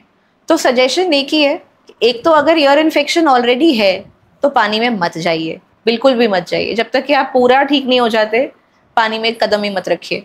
और अगर बिल्कुल ठीक है तो भी पानी में अगर कदम रख रहे हैं, तो अपने ईयर्स को हमेशा कवर्ड रखिए। कानों में पानी आपके जितना कम जाएगा, उतने ही चांसेस आपके इन्फेक्शन कैच करने के कम होंगे। तो यूज़ ईयर प्लग्स। बहुत सारे बच्चों से मैं पूछती भी हूँ जब वो इन्फेक्शन लेके आते हैं कि ईयर प्लग्स लगाए थे, एंड वो बोलते हैं कि नहीं लगाए थे। है हमारे पास, लेकिन हम लगाते नहीं है, क्योंकि बच्चों को नहीं पता है कि इसका क्या इम्पोर्टेंस है। तो लगाने हैं ईयर प्लग्स। पानी से आप जितना बचा लोगे अपने कानों को, स्पेशली स्विमिंग पूल के पानी से, जिसमें बहुत सारे लोग स्विम कर रहे हैं एक टाइम पर, तो उस पानी से अगर अपने कानों को बचा लेंगे तो बहुत सारी इन्फेक्शंस जो हैं उनसे आप बच जाएंगे। जी, जैसे अभी आपने बताया हमारे ईयर और नोज एक यूनिट है, कनेक्टेड है। यस। तो जैसे कभी कभी लोग मुंह खोलकर सोते हैं, नाक से सांस नहीं लेते हैं, मुंह से सांस लेते हैं, तो ऐसा किस कारण से? ऐसा इस कारण से है कि अगर आपके नोज में कोई भी ब्लॉकेज हो जाएगी, सांस तो आप लेंगे, वो एक रिफ्लेक्स एक्शन है, तो अगर नाक में कहीं पर भी ब्लॉकेज है तो आप मुंह खोल के सांस लेंगे। उस ब्लॉकेज के कारण अलग अलग हो सकते हैं अलग अलग लोगों में। किसी को जुकाम है तो भी वो मुंह खोल के सांस लेगा। बच्चों में अगर एडेनोइड्स बढ़े हुए हैं तो भी वो मुंह खोल के सांस लेगा। किसी के नाक में अगर मांस बढ़ा हुआ है, साइनसाइटिस है, एलर्जीज है, पॉलिप्स है, कुछ भी और रीज़न है, अगर नाक में कोई इशू है तो जो है वो हम मुंह खोल के सांस लेते हैं। और जब वो नाक से सांस लेने की कोशिश करेंगे तो स्नोरिंग होगी, खराटे आएंगे। खराटे क्या चीज़ है? खराटे यही है कि जो साउंड आ रही है वो इसलिए आ रही है क्योंकि हवा एक बहुत ही नैरो पैसेज से पास कर रही है, तो टर्बुलेंस बढ़ जाती है वहाँ पर, तो उस कारण से वो आवाज़ आती है। उस आवाज़ को हम स्नोरिंग बोलते हैं। तो अगर स्नोरिंग है तो ये एक साइन है कि आपकी नोज़ में कहीं ना कहीं ब्लॉकेज आ रही है, रास्ता छोटा हो रहा है, हवा पूरी तरह पास नहीं हो पा रही है नाक से। इसीलिए स्नोरिंग करने वाले लोग भी मुंह खोल के सांस लेंगे ताकि पूरी तरह हवा अंदर ले पाए। तो अगर ऐसा है तो डेफिनेटली एक कॉज है कंसर्न का, वो इवैल्यूएट होना चाहिए, चेकअप होना चाहिए, उसको दिखाना है हमें। और दूसरी चीज़ ये कि अगर स्पेशली बच्चों में अगर स्नोरिंग हो रही है तो आपको ये चीज़ ध्यान रखनी है कि कहीं एडेनोइड्स ना बढ़ रहे हों बच्चों के। छोटी उम्र के बच्चों में एडेनोइड्स बढ़ जाते हैं, देखा जाता है। तो अगर छोटे बच्चे खराटे मार रहे हैं या छोटे बच्चे मुंह खोल के सांस ले रहे हैं, उनको तो डेफिनेटली डॉक्टर को दिखाइए। और अगर ऐसा हो रहा है कभी कि आप सो रहे हैं, मतलब एडल्ट्स के लिए ये कि अगर आप सो रहे हैं और आपको खराटे आ रहे हैं, कभी कभी ऐसा हो रहा है कि अचानक से खराटे रुकते हैं, आप उठ जाते हैं जी। आपको अचानक से ऐसा लगता है कि मुझे सांस नहीं आ रहा या मुझे उठना है, उठ के सांस लेते हैं जोर जोर से। या अगर सुबह उठते हैं और आपको ऐसा लगता है कि मैं सोया नहीं ठीक से, मेरी नींद पूरी नहीं हुई, या मैं फ्रेश फील नहीं कर रहा, मेरे सिर में दर्द हो रहा है, या दिन में एक्सेसिवली नींद आती है, ये सारे जो फैक्टर्स हैं ये इंडिकेट करते हैं कि शायद कहीं ना कहीं स्लीप एपनिया हो रहा हो आपको। हमारी जो सांस लेने की प्रोसीजर है नींद के टाइम पे, सोने के टाइम पे, कहीं ना कहीं वो ठीक से नहीं हो रही है। तो अगर इस तरह की चीज़ें हो रही हैं तो डेफिनेटली आपको डॉक्टर को अपने कंसल्ट करना है, ये चीज़ों को इग्नोर नहीं करना है। तो एडेनॉइड्स क्या होते हैं? ओके, एडेनॉइड्स एक लिम्फोइड टिश्यू है। ऐसे समझते हैं कि टॉन्सिल सबको पता होता है कि बच्चों के गले में टॉन्सिल्स होते हैं, है ना। जैसे गले में टॉन्सिल्स होते हैं, वो सेम टिश्यू नाक के पीछे भी होता है बच्चों में, और वही टिश्यू जब नाक के पीछे होता है तो उसको एडेनॉइड बोलते हैं। 6 महीने से 12 साल की उम्र तक ये टिश्यू जो है ये बढ़ता है साइज में। कोई भी नेजल इन्फेक्शन हुई, एलर्जीज हुई, ये टिश्यू बढ़ेगा। जब ये टिश्यू बढ़ता है तो नाक की जो सांस का रास्ता पीछे है वो नैरो हो जाता है, क्योंकि उसमें तो टिश्यू बढ़ गया तो वो रास्ता छोटा हो गया। अब जब एडेनॉइड्स बढ़ते हैं बच्चों में तो बार बार खांसी जुकाम होना, ये उसका एक साइन एंड सिम्टम है। दूसरा ये कि बच्चा खराटे मार रहा है। तीसरा ये कि बच्चा मुंह खोल के सांस ले रहा है। कभी कभी बच्चों को कानों में भी दिक्कत आ सकती है इसकी वजह से, कान में दर्द बता रहा है, या कभी ऐसा लगा मुझे कि अरे बच्चा सुनाई नहीं ठीक से दे रहा है, इसको ये कम सुन रहा है। अगर ऐसा कोई भी सिम्टम बच्चे में आ रहा है तो ये एक साइन है कि शायद उसके कहीं एडेनॉइड्स जो हैं वो बढ़ रहे हैं। तो अगर ऐसी चीज़ें होती हैं, कई बार पेरेंट्स जो है ना इग्नोर कर देते हैं। उनको लगता है कि अरे बच्चा ही है, खराटे मार रहा है, आज थक के सोया है इसलिए खराटे मार रहा है। ये मैं बहुत सुनती हूँ कि थक के सोया है तो खराटे मार रहा है। नहीं, थक के सोया है तो खराटे नहीं मारने हैं उसको, ठीक है। अगर जुकाम बार बार हो रहा है, पेरेंट्स कहते हैं अरे बच्चा है, बच्चों को तो जुकाम लगा ही रहता है। नहीं, बच्चों को बार बार जुकाम अगर नहीं लगना चाहिए, अगर लग रहा है तो उसको इवैल्यूएट करने की ज़रूरत है। तो ये सब जो चीज़ें हैं ये कई बार क्या होता है हम इग्नोर कर देते हैं कि खराटे आ रहे हैं, इग्नोर कर दिया। बच्चों को बार बार जुकाम हो रहा है, इग्नोर कर दिया। बच्चों ने कान में दर्द बताया, एक ये बहुत कॉमन चीज़ है, बच्चों ने कान में दर्द बताया, मम्मी ने ईयर ड्रॉप डाल दी और सुला दिया। मैंने ईयर ड्रॉप डाल दी, कान में दर्द थोड़ी देर के लिए ठीक हो गया, अब भूल जाओ। नहीं, ये सारी चीज़ें जो हैं, ये सारे सिम्टम्स जो हैं, ये इग्नोर करने वाले सिम्टम्स नहीं है। They all require medical attention. इनको जितना जल्दी आप सॉल्व कर लोगे उतनी जल्दी ये सॉल्व हो भी जाएंगे। आप जितना इनको लंबा खींचोगे, जितना ये लंबे खिंचते जाएंगे, क्रॉनिक बनते जाएंगे, उतना ही उनको ट्रीट करना और मुश्किल होता जाएगा। तो इस तरह के सिम्टम्स अगर आप किसी को में भी देख रहे हैं अपने घर पे तो उसको इग्नोर मत करिए। मैम, जैसे जनरली गर्मियों में देखा जाता है कि कुछ लोग की नाक से ब्लड अपने आप आने लगता है, मेरे भी पैसे बचपन में आता था, तो ये क्यों होता है? कई बार आपने देखा होगा कि जुकाम भी होता है बच्चों को तो भी ये ब्लीडिंग हो जाती है। कई बार गर्मियों में वैसे ही हो जाती है। होता क्या है कि हमारा जो नाक है ना, इसके बीच की हड्डी है जिसको सेप्टम बोलते हैं, नाक के बीच में इसका जो सबसे आगे वाला पोर्शन होता है यहाँ पर, ये बहुत ही वैस्कुलर सप्लाई इसकी बहुत अच्छी होती है। यानी कि यहाँ पे ब्लड सप्लाई बहुत अच्छी होती है, बहुत सारी ब्लड वेसल्स यहाँ पे आके इकट्ठी हो रही होती है। और ये सारी ब्लड वेसल्स जो है ना ये बहुत ही डेलिकेट होती है, बहुत पतली होती है। तो जब गर्मी में हम खेलते हैं ना, या गर्मी में हम कहीं जाते हैं तो नाक के अंदर ड्राइनेस हो जाती है, क्रस्टिंग बनती है। तो जब ये क्रस्टिंग हम हटाने की कोशिश करते हैं, ये अपने आप हटती है ड्राइनेस की वजह से। जब खिंचाव होता है तो ये ब्लड वेसल्स जो हैं ये फट जाती है इसी एरिया में और वो ब्लीड करती है। जब जुकाम होता है तब भी ये होता है कि जब बच्चों के जुकाम हुआ उसके बाद उनको ब्लीडिंग होनी शुरू हो गई। तो क्या होता है कि बच्चों ने क्या किया कि खेल रहे थे, नोज अब उनका बह रहा है, म्यूकस इकट्ठा हो रहा है। जब म्यूकस सूख जाता है तो वहाँ क्रस्टिंग बनती है, बच्चे परेशान होते हैं तो वो उसको हटाते हैं। जी। जब वो उसको हटाते हैं तो वो एरिया छिल जाता है, तो वहाँ से वो ब्लड वेसल्स जो हैं वो ब्लीड करना शुरू कर देती है। अब अगर ऐसा हो रहा है या किसी बच्चे को ब्लीडिंग शुरू हो गई तो फर्स्ट चीज़ क्या करें? नॉर्मली क्या होता है हम लिटा देते हैं बच्चों को पीछे कि खून बाहर ना आए, है ना। तो ये नहीं करना है, ये गलत है। अगर कोई भी बच्चा ब्लीड कर रहा है नाक से, सबसे पहला काम उसको इस पोजीशन में बिठाना है जो मैं अभी बताने जा रही हूँ। उसका नोज पिंच कर दीजिए, यानी कि उसका नोज ऐसे दबा दीजिए और उसको बोलिए मुंह खोल के सांस लेगा और आगे झुक जाएगा। यानी कि ये पोजीशन होनी चाहिए, ऐसे दबाया, ये ऐसे करके सांस लेना है। अगर नोज हमने पिंच करना है, आगे झुकना है और मुंह खोल के सांस लेना है अगर किसी भी बच्चे को नेजल ब्लीड हो रहा है। पीछे नहीं लिटाना है बच्चे को, नहीं तो वो सारा ब्लड अंदर पेट में जाएगा, है ना। तो ये प्रोसेस है। आप जिस वक्त नोज दबा देंगे, बहुत सारी ब्लीड सिर्फ नोज दबाने से ही रुक जाती है, और अगर उसके बाद भी रहता है देन ऑब्वियसली डॉक्टर्स हैं, सब कुछ है, जी, आप जाके ट्रीटमेंट कराइए, but this is the first step जो हमें करना है। आपने तो बहुत बड़ा मिसकंसेप्शन ही सॉल्व कर दिया लोगों का, कि लोग ऐसे लिटा के और सर पे थोड़ा बहुत पानी डाल के ऐसे आप पानी डालें कोई प्रॉब्लम नहीं है, लेकिन बच्चों को पीछे नहीं लिटाना है, बच्चों को हमेशा आगे झुकाना है। आगे झुका के नोज पिंच कर दीजिए, प्रेशर से ही वो ब्लड रुक जाएगा, और तब तक बच्चे को बोलिए मुंह से सांस ले, उसी से बहुत सारी ब्लीड्स कंट्रोल हो जाती है। मैम जैसे अभी साइनस की बात हो रही थी, आपने बताया, तो ये जेनेटिक होता है लोगों को या फिर एक एज के साथ हो जाता है? नहीं, ये किसी को भी हो सकता है, जरूरी नहीं है जेनेटिक ही हो। और साइनस को समझने के लिए ना एक छोटा सा एग्जाम्पल समझते हैं जी। हम जब किसी घर में घुसते हैं तो सबसे पहले क्या होता है, एक लिविंग रूम होता है ना। उस लिविंग रूम से ऐसे अलग अलग कमरे निकलते हैं, और वो सारे कमरे कहाँ खुलते हैं, लिविंग रूम या हॉल में खुलते हैं। अब इसी चीज को आप अपनी नोज पे अप्लाई करो। जो आपका लिविंग रूम है ना, वो आपकी नोज है, और वो जो अलग अलग कमरे हैं ना, वो आपके साइनसेस हैं।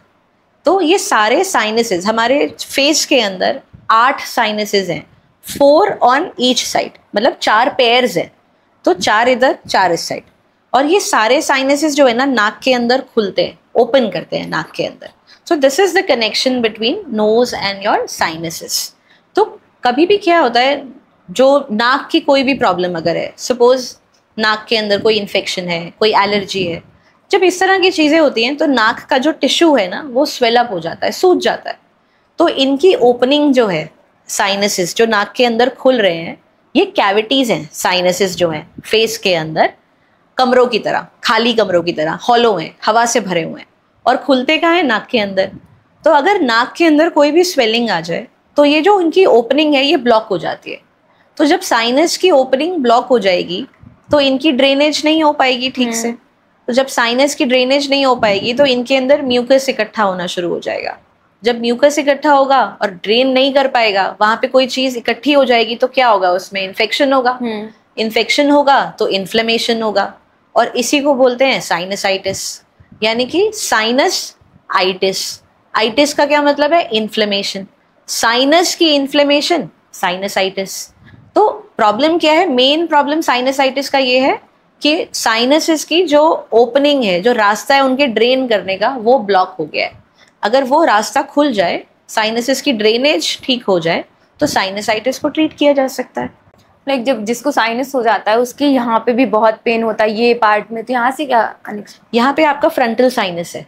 ओके, ठीक है। तो अगर फ्रंटल साइनसाइटिस है तो यहाँ पे आप पेन महसूस कर सकते हैं, यहाँ पर इस एरिया में आप महसूस कर सकते हैं, आंखों के बीच में यहाँ पर आप साइनस का पेन महसूस कर सकते हैं, गालों पर यहाँ पर आप साइनस का पेन महसूस कर सकते हैं, इवन हेड के पीछे यहाँ पर भी आप साइनस का पेन महसूस कर सकते हैं।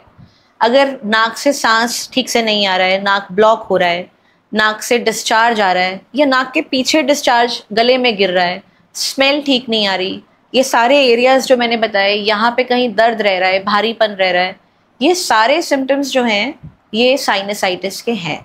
तो अगर ऐसे सिम्टम्स रहते हैं तो ज़रूर दिखाइए डॉक्टर को। इसका ट्रीटमेंट अवेलेबल है। एक बहुत बड़ी मिथ है, मैं बहुत लोगों से सुनती हूँ ये, कि साइनस तो था लेकिन हमने इलाज नहीं कराया क्योंकि हमें बताया गया था साइनस तो कभी ठीक ही नहीं होता। मैंने बहुत सुना है ये, बहुत पेशेंट्स ही बताते हैं आकर, और एक्चुअली ये गलत है, ये झूठ है। साइनस ट्रीट होता है, साइनसाइटिस को ट्रीट किया जा सकता है, कई बार मेडिसिन से, कई बार सर्जरी से, बट डेफिनेटली ट्रीट किया जा सकता है। 100% ट्रीटेबल प्रॉब्लम है ये, तो इग्नोर नहीं करना है इसको बिल्कुल भी। अगर है तो डेफिनेटली आप ट्रीट कराइए इसको। मेडिसिन भी अवेलेबल हैं, सर्जरी तो खैर है ही अवेलेबल। तो ये सब चीज़ों से आप साइनसाइटिस को ट्रीट कर सकते हैं। मैम जैसे अगर हमारी नाक की कोई हड्डी है जो बैंड हो जाती है, कुछ हो जाता है, उसकी वजह से भी साइनस हो सकता है? अगर आपका जो नाक के बीच की हड्डी, जिसको सेप्टम बोलते हैं, ये अगर बहुत ज़्यादा एक तरफ डिविएट हो जाएगी तो ये आपकी साइनस की ओपनिंग को ही ब्लॉक कर देगी। तो वही है, साइनस की ओपनिंग किसी भी कारण से ब्लॉक हो तो वहाँ साइनसाइटिस हो जाएगा। तो नाक की हड्डी टेढ़ी होने की वजह से भी साइनस की ओपनिंग जो है वो ब्लॉक हो सकती है, तो उस कारण से भी डेफिनेटली साइनसाइटिस हो सकता है। और जैसे आजकल बहुत सारे लोगों को एलर्जीज हो जाती है, नोज एलर्जी होती है, स्नीजिंग होती है, धूल में जाने से बहुत सारे प्रॉब्लम हो रहे हैं, पहले नहीं होते थे, आजकल की जनरेशन को बहुत ज्यादा हो रहे हैं, ये किस कारण से? पोल्यूशन? ओके, इसके बहुत सारे कारण हैं। एलर्जीज तब बढ़ेंगी जब एलर्जेंस बढ़ेंगे। एलर्जन मतलब वो प्रोडक्ट जो एलर्जी कॉज करता है, ठीक है। एलर्जीज इसलिए बढ़ गई क्योंकि एलर्जेन बढ़ गए। अब वो एलर्जन क्या है? धूल मिट्टी तो है ही, पोल्यूशन एक बहुत बड़ा एलर्जन है, ठीक है। अर्बनाइजेशन एक प्रॉब्लम है, यानी कि शहर, पेड़ तो कटते गए, शहर बनते गए, कंस्ट्रक्शन होती गई। कंस्ट्रक्शन जब हुई तो सीमेंट, ईंटें, सिलिका, ये सब चीजें हवा में उड़ने लग गई। ये सब पोटेंशियल एलर्जेंस हैं, इन सब से भी एलर्जीज हो रही हैं। जब पेड़ पौधे थे तो इतना कंस्ट्रक्शन नहीं होता था, इसलिए लोगों को कम एलर्जी होती थी। ये एक कारण है। अब एक कारण क्या है? एक बहुत ही इंटरेस्टिंग हाइपोथेसिस दी है किसी ने, जिसको हाइजीन हाइपोथेसिस बोलते हैं। हाइजीन हाइपोथेसिस क्या है कि आप जितना अपने आप को प्रोटेक्ट करोगे ना धूल मिट्टी से, किसी भी चीज से, तो आप उतना ही ज्यादा लाइकली हो एलर्जिक होने से उन चीजों से। इसका बहुत सिंपल एग्जाम्पल है, हम लोग इस जगह पे रहते हैं, हम लोग यूज्ड टू हैं इस जगह के, है ना। तो एक टाइम के बाद हमारा इम्यून सिस्टम डेवलप हो जाता है इस तरह से कि हम यहाँ के जर्म्स, यहाँ की प्रॉब्लम्स को यूज्ड टू हो जाते हैं, हमें कोई एलर्जीज नहीं होती, हमें इन्फेक्शंस नहीं होती। लेकिन कई लोग जो बाहर से आते हैं, सपोज कोई यूएस से आ रहा है इंडिया, वो आते ही छींकना शुरू कर देगा या वो आते ही बीमार पड़ जाएगा, उसको कुछ ना कुछ प्रॉब्लम आ जाएगी। This is hygiene hypothesis. यानी कि अगर आप किसी भी चीज से बचपन में एक्सपोज नहीं हुए हो, आप धूल मिट्टी से एक्सपोज नहीं हुए हो, आप किसी भी इन्फेक्शन से एक्सपोज नहीं हुए हो, तो आपका इम्यून सिस्टम उस तरह डेवलप ही नहीं हुआ है कि वो उसको टैकल कर सके। तो जिस वक्त आप अब एक्सपोज हो जाओगे उस चीज को, आप बीमार पड़ जाओगे। तो हाइजीन हाइपोथेसिस भी एक ये बहुत बड़ा फैक्टर है कि अब हम अपने बच्चों को बहुत क्लीन एनवायरनमेंट्स में रखते हैं, कहीं जरा सा भी कुछ टच ना हो जाए, धूल टच ना हो जाए, ये टच ना हो जाए। पहले बच्चे धूल में खेलते थे, मिट्टी में खेलते थे, पार्क में जाके खेलते थे। अब कितने बच्चे पार्क में जाके खेलते हैं? कितने बच्चे धूल मिट्टी में खेलते हैं? नहीं खेलते ना। वी वांट कि हमारे बच्चे क्लीन रहें, एकदम साफ सुथरे रहें, कहीं गंदी चीज को टच ना कर दे, ये ना कर दे, वो ना कर दे। तो ये भी कहीं ना कहीं ये भी एक फैक्टर है कि एलर्जीज जो है वो बढ़ रही है। Ma'am, what is the most irritating thing जो आपके पेशेंट आपसे आके पूछते हो? पेशेंट्स पूछ कुछ भी सकते हैं क्योंकि वो पेशेंट है, उनका राइट है कुछ भी पूछने का। तो मुझे उनके क्वेश्चंस पूछने से कभी कोई प्रॉब्लम नहीं होती है। लेकिन कुछ कुछ चीज़ें हैं जो कहीं ना कहीं मुझे लगता है कि हाँ ये गलत है। एक चीज़ ये कि हमारी पेशेंस जो है ना, सिर्फ पेशेंट्स की नहीं, हमारी, हम सबकी एज ए सोसाइटी, हमारी पेशेंस लेवल्स जो है ना वो बहुत कम हो चुके हैं जी। हम सबको ना इंस्टेंट रिजल्ट्स चाहिए। We want to get okay very soon. मैंने आज मेडिसिन स्टार्ट करी, मुझे कल ठीक होना है, ठीक है। हम मिरेकल्स मांग रहे हैं, हम इंस्टेंट रिजल्ट्स मांग रहे हैं, क्योंकि जमाना ही ऐसा है ना, फेसबुक, रील्स, इंस्टाग्राम देख देख के सब कुछ ऐसे चुटकियों में होता है। तो हमें इलाज भी ऐसा चाहिए कि हम चुटकियों में ठीक हो जाए, हमें इंस्टेंटली ठीक होना है, हमें एक दिन में ठीक होना है। तो ये एक प्रॉब्लम है, क्योंकि क्या है कि जब भी कोई बीमारी है, कोई डिजीज है, कोई इन्फेक्शन है, कुछ भी है, तो बॉडी का एक रिकवरी टाइम है, बॉडी का एक हीलिंग टाइम है, वो नेचर है। You can not go against nature, है ना। वो आपको उतना टाइम बॉडी को देना पड़ेगा हील करने के लिए। रिसेंटली ये एक्सपीरियंस मैं ज़रूर शेयर करना चाहती हूँ, ये बहुत ज़रूरी है आपके व्यूअर्स की सुने, मैं चाहती हूँ कि सब हर कोई ये बात सुने। रिसेंटली मेरे पास एक पेशेंट आए थे और वो 3-4 डॉक्टर्स के पास घूमने के बाद मेरे पास आए थे। सिंपल सा एक थ्रोट इन्फेक्शन था उस पेशेंट को, और जब उन्होंने ट्रीटमेंट कराना शुरू किया, वो एक डॉक्टर के पास गए, उन्होंने दवाइयाँ लिखी, 2 दिन में नहीं ठीक हुआ। फिर वो दूसरे डॉक्टर के पास गए, उन्होंने भी दवाइयाँ लिखी, नहीं ठीक हुआ। घर में मदर थी, उन्होंने बोला कि चलो आप दूसरे डॉक्टर के, मैं आपको तीसरे के पास लेके जाऊंगी, वो हमारे बहुत लंबे जाने हुए डॉक्टर हैं, तो हम उनके पास जाएंगे। आई डोंट नो कि ये जो तीसरे डॉक्टर थे, ये डॉक्टर थे भी या नहीं थे, क्वैक थे, डॉक्टर थे, झोला छाप डॉक्टर थे, आई डोंट नो कि वो कौन थे। तब मैंने उनसे पूछा कि ठीक है, तीसरे डॉक्टर साहब की प्रिस्क्रिप्शन दिखाइए मुझे। तो उन्होंने मुझे बोला कि मैम प्रिस्क्रिप्शन तो नहीं है, ये डॉक्टर साहब ना प्रिस्क्रिप्शन नहीं देते, पर्चा नहीं देते हैं, ये सिर्फ दवाइयाँ देते हैं अपनी तरफ से। तो दवाइयाँ हैं मेरे पास, वो आप देख लो। तो मैंने बोला ठीक है, आप मुझे दवाइयाँ दिखाओ। तो जब मैंने उनकी दवाइयाँ देखी, उसमें 3 अलग अलग एंटीबायोटिक्स थी, 3 एंटीबायोटिक्स वो पेशेंट एक साथ ले रहे थे just for a throat infection. उसमें एक स्टेरॉइड भी था, वो भी वो पेशेंट ले रहे थे, ठीक है। और अभी यहाँ ख़त्म नहीं हुआ है। उसके बाद उस पेशेंट ने मुझे बताया कि डॉक्टर साहब मुझे एक इंजेक्शन भी दे रहे थे, और जब उस इंजेक्शन का नाम मैंने पूछा तो वो भी स्टेरॉइड था। अब आप इमेजिन करो कि एक पेशेंट है, यंग पेशेंट, वो एक थ्रोट इन्फेक्शन जो कि सीजन चेंज होने की वजह से हो रही है, जो कि बहुत ही नॉर्मल सी चीज़ है, आजकल हो रही है सबको, जिसको बहुत बेसिक मेडिसिन से आप ट्रीट कर सकते हो, वो पेशेंट 3 एंटीबायोटिक्स एक साथ खा रहा है, 3 एंटीबायोटिक्स, एक ओरल स्टेरॉइड खा रहा है और एक इंजेक्टेबल स्टेरॉइड इंजेक्ट भी करा रहा है अपने शरीर में, सिर्फ एक थ्रोट इन्फेक्शन को ट्रीट करने के लिए। तो ये क्या है? ये ऑब्वियसली कितना हेल्थ को ये रिस्क है, मतलब कितना हेल्थ खराब होगा अगर हम इस तरह से ट्रीटमेंट करेंगे। आई डोंट नो कि ये डॉक्टर थे भी या कौन थे, क्योंकि पर्चा इनका था नहीं, तो मुझे तो पता ही नहीं किसके पास गए। लेकिन इस तरह की जो प्रैक्टिस है ना, ये बहुत हार्मफुल है। एंटीबायोटिक रेजिस्टेंस है जिसके बारे में बहुत कम लोग जानते हैं। जिस तरह से हम आजकल एंटीबायोटिक्स खा रहे हैं, केमिस्ट के पास जाते हैं पेशेंट्स, बोलते हैं गला खराब है एंटीबायोटिक दे दो, केमिस्ट भी दे देता है, वो खा के आते हैं। मेरे पास जब तक पहुंचते हैं तब तक एक कोर्स ऑफ एंटीबायोटिक तो खा के ही आते हैं ऑलरेडी। इससे ये लोगों को रियलाइज नहीं हो रहा है कि कितना ज़्यादा एंटीबायोटिक रेजिस्टेंस है। नेक्स्ट टाइम आप जब एंटीबायोटिक की आपको असली में ज़रूरत होगी तो बहुत सारे चांसेस हैं कि वो एंटीबायोटिक्स आपके ऊपर काम नहीं करेंगे, क्योंकि तब तक आपकी बॉडी रेजिस्टेंट हो चुकी होगी एंटीबायोटिक्स को लेकर।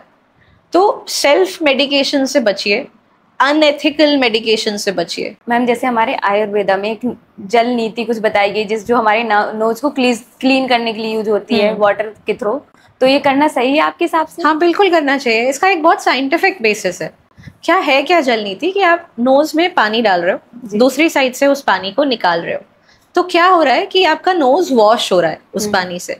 जब आप इस नोज को वॉश कर रहे हो तो आप क्या कर रहे हो कि जितने एलर्जेंस, जितनी इम्प्योरिटीज आपकी नोज में इकट्ठी हुई थी, वो आप सब निकाल रहे हो, वो वॉश आउट हो जाएगी। जितने कम एलर्जेंस नोज के अंदर रहेंगे उतने ही कम एलर्जिक रिएक्शंस होंगे। जी। तो इट्स जस्ट एक ऐसा प्रोसेस है जिसमें आप बस नोज को अपने क्लीन कर रहे हो। तो जो भी एलर्जेंस, डस्ट, पोल्यूशन, कुछ भी और इम्प्योरिटीज जो हवा में है, वो सारे नोज से निकल रहे हैं और क्लीन हो रहे हैं। तो बस इतनी सी बात है, और ये एक बहुत ही यूजफुल प्रोसेस है, कर सकते हैं। Definitely it's very beneficial, specially for दोस्त जिनको एलर्जीज वगैरह ज़्यादा हैं, उनके लिए तो बहुत अच्छा है। जी मैम, जैसे अब हम बात करते हैं हमारे थ्रोट की, तो लाइक जो सिंगर्स होते हैं वो लोग ऑल द टाइम गाते रहते हैं कुछ, तो उनके थ्रोट के लिए उन्हें क्या प्रिकॉशन लेने चाहिए जिससे उनके थ्रोट हेल्दी रहे? ओके, नॉट जस्ट सिंगर्स, बहुत सारे लोग ऐसे हैं जो प्रोफेशनली अपनी वॉइस को यूज करते हैं। सिंगर्स तो डेफिनेटली हैं, टीचर्स हैं, ठीक है, हॉकर्स हैं। हॉकर्स मतलब जो सड़क पे सामान बेच रहे हैं, है ना, फल बेच रहे हैं, सब्जी बेच रहे हैं, वो भी अपनी आवाज़ों को बहुत यूज करते हैं, चिल्लाते हैं। और मदर्स भी, है ना, मदर्स के घर में जिनके बच्चे हैं छोटे, वो भी सारा दिन चिल्लाती हैं। तो ये सब लोग जो अपनी वॉइस को बहुत ज़्यादा यूज़ कर रहे हैं, वो प्रोन हैं वॉइस डिसऑर्डर्स के लिए। मतलब हमारी वॉइस जो है वोकल कॉर्ड से प्रोड्यूस होती है, यानी कि जो 2 तारे हैं हमारे गले में इस तरह से एट एन एंगल, ये ऐसे ऐसे वाइब्रेट करती है, और जब ये वाइब्रेट करती हैं तो हमारी वॉइस प्रोड्यूस होती है। अब ये बोलना, या बहुत जोर से बोलना, या बहुत चिल्ला कर बोलना, या बहुत देर तक बोलना, इसमें क्या हो रहा है कि ये जो 2 वोकल कॉर्ड्स हैं और ये ऐसे ऐसे वाइब्रेट कर रही हैं, they are hitting against each other, ये एक दूसरे को हिट कर रही हैं। तो जब इतना ज्यादा बोलेंगे तो ये एक दूसरे के अगेंस्ट ज्यादा हिट करेंगे। तो क्या हो रहा है कि ट्रॉमा हो रहा है, वोकल कॉर्ड्स को ट्रॉमा हो रहा है। तो जितने भी लोग चिल्ला के बात करते हैं, या बहुत ज़्यादा बात करते हैं, या बहुत हाई टोन्स में बात करते हैं, अननेचुरल टोन्स में बात करते हैं, या गाते हैं, उन लोगों को वोकल ट्रॉमा होने के चांसेस ज़्यादा होते हैं, उनकी वोकल कॉर्ड्स ख़राब होने के चांसेस ज़्यादा होते हैं। वोकल कॉर्ड्स में स्वेलिंग आ जाना, आवाज़ बैठ जाना जिसको हम कहते हैं, वो बहुत बार इसलिए होता है क्योंकि वोकल कॉर्ड्स जो हैं वो उनमें स्वेलिंग आ जाती है। कई बार वोकल कॉर्ड्स पे कोई पॉलिप्स, नोड्यूल्स, ये सब चीज़ें भी बन जाती हैं because of improper voice usage. मतलब आप अपनी आवाज़ ठीक से यूज़ नहीं कर रहे हैं, तो ये सारी प्रॉब्लम्स आ सकती है। तो क्या करें? वॉइस रेस्ट जो है वो बहुत इंपॉर्टेंट है। कोई भी बॉडी पार्ट आपका अगर आप एक्सेसिवली यूज़ करोगे तो वो प्रॉब्लम आपको देगा। तो हर चीज़ को रेस्ट की ज़रूरत है, आपकी आवाज़ को भी रेस्ट की ज़रूरत है। अगर कुछ भी बोल रहे हैं, बहुत देर तक बोलना पड़ रहा है, अपने साथ पानी का ग्लास रखिए, पानी पीते रहिए, सिप्स ऑफ वाटर बीच बीच में पीजिए। कभी भी ऐसा नहीं होना चाहिए कि आप बोलते जा रहे हैं और आपका गला सूख रहा है। अगर आपका गला सूख रहा है, दैट्स एन इंडिकेशन कि you need water. Very obvious to say, लेकिन इसका मतलब ये भी है कि आपको अपनी आवाज़ को अब आराम दे देना है और अब आपको पानी की ज़रूरत है। लाइक ऐसा हमारे यहाँ बोलते हैं कि जो लोग ज़्यादा लाउड वॉइस में बात करते हैं तो उनको हियरिंग लॉस भी होता है? वो एक अलग सिचुएशन है। वो तब है जब आपका कोई एल्डरली पेशेंट्स है या कोई भी पेशेंट है जिनको हियरिंग लॉस है और वो आपको लगेगा कि बहुत ज़ोर ज़ोर से बात करने लग गए हैं, वो डेफिनेटली है, वो भी एक साइन है हियरिंग लॉस का। अगर आपको लगता है कि कोई एल्डरली मेंबर है फैमिली में जो बहुत ज़ोर ज़ोर से बात करता है, तो डेफिनेटली उसकी हियरिंग ज़रूर चेक कराइए, हो सकता है उनको हियरिंग लॉस हो रहा हो। That is also a sign of hearing loss. और मैम जैसे किसी के स्क्रैची थ्रोट हो जाता है रात में या कभी सुबह उठते हैं और जैसे किसी से बात करें तो उसके पहले गले को साफ करना, यस, तो ये क्यों? ओके, इसको समझने के लिए एक और कॉन्सेप्ट हमें समझना है। हमारा जो स्टमक है वो हमारे थ्रोट से कनेक्टेड है थ्रू ईसोफेगस, मतलब पेट है, उसके ऊपर एक फूड पाइप है और उसके ऊपर हमारा गला है जिसमें हमारा वॉइस बॉक्स है, ठीक है। अब जब हम रात को सोते हैं या इवन दिन में भी, ये जो स्टमक है ये एक स्फिंक्टर से क्लोज रहती है, एक ढक्कन है हमारे स्टमक के ऊपर। आप ऐसे समझो, एक बहुत ही सिंपल तरीके से मैं समझा रही हूँ कि हमारा जो स्टमक है उसके ऊपर ईसोफेगस मतलब फूड पाइप और स्टमक के बीच में एक ढक्कन है जो कि स्टमक को बंद रखता है, क्लोज रखता है। तो जो स्टमक का एसिड है वो स्टमक के अंदर ही रहता है, लेकिन कई बार ये जो स्फिंक्टर है ना ये थोड़ा सा ढीला पड़ जाता है। तो जब हम सोते हैं रात को तो ये एसिड जो है वो स्फिंक्टर से निकल के हमारे फूड पाइप में आके हमारे गले में भी आ जाता है। ये प्रोसेस दिन में भी हो सकता है, बैठे बैठे भी हो सकता है, लेकिन क्योंकि एंटी ग्रेविटी होना है, नीचे से ऊपर होना है, तो थोड़ा मुश्किल है जी। लेकिन अगर आप लेट जाओगे तो ये सेम हाइट पे तीनों स्ट्रक्चर्स आ जाएंगे। तो उस वक्त ये बहुत कॉमन है कि पेट का जो एसिड है वो गले तक आए, और अगर वो गले तक आएगा आपका थ्रोट स्क्रैची फील हो सकता है, बहुत अजीब सा डिस्कम्फर्ट, कई लोग डिस्क्राइब भी नहीं कर पाते कि क्या है, वो कहते हैं कि बस गले में डिस्कम्फर्ट होता है जब रात को लेट जाते हैं। कई बार बर्निंग सेंसेशन, कई बार गला सूखना, ये सारी प्रॉब्लम्स जो हैं, कई बार गला कुछ लोग ऐसे डिस्क्राइब करते हैं कि गला चिपक जाता है बिल्कुल, ये भी मैंने बहुत सुना है लोगों से कि इट फील्स कि हमारा थ्रोट जो है बिल्कुल चोक हो गया या बिल्कुल बंद हो गया, ब्लॉक हो गया, चिपक गया। ये सब सिम्टम्स जो हैं ये सिम्टम्स हैं एसिड रिफ्लक्स के, यानी कि आपका जो स्टमक एसिड है वो आपके गले में आ रहा है। थैंक यू मैम यहाँ आने के लिए। Most welcome, I had a very good time talking to you and thank you for calling me. आपने ऐसी बहुत सारी बातें बताई जो बहुत कम लोगों को पता होती हैं और बहुत सारे मिसकंसेप्शन क्लियर किए लोगों के। Thank you again. You are most welcome, most welcome.